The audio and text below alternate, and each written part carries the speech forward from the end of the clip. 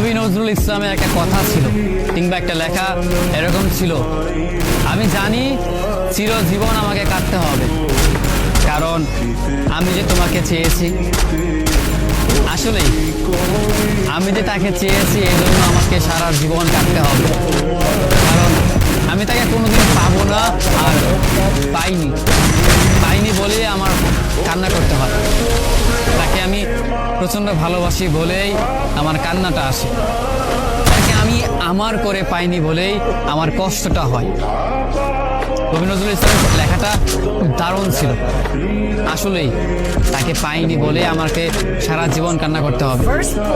যদি সে আমার এই ভালোবাসাটা বুঝতো, আমার এই অসীম ভালোবাসাটা বুঝে আমাকে একটু বলতো যে আমি অন্যদের মতো কখনোই তোমাকে ছেড়ে যাব, তাহলে বিশ্বাস করুন পৃথিবীতে হয়তো আমার চাইতে সুখী মানুষ আর কেউ হতে পারতো না।